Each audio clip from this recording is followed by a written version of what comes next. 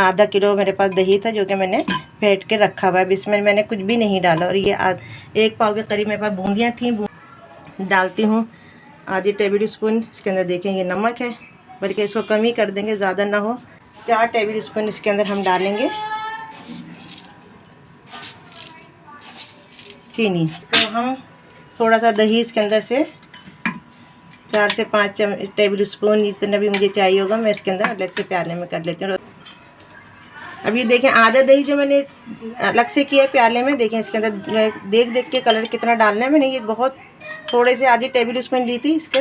अब इस तरीके से हम इसको मिलाएंगे। ये थोड़ी सी लेनी है क्योंकि मैं सारे तो सिर्फ आपको दिखाने का मकसद है कि मैं इसमें पाकिस्तानी फ्लैग बना रही हूँ। तो ये देखिए व्यूअर्स, हमारा पाकिस्तानी फ्लैग, दही बड़ों का पाकिस्तानी फ्लैग का कलर कितना खूबसूरत आया है। फिर मिलेंगे इंशाल्लाह एक नई वीडियो के साथ। अल्लाह हाफिज़।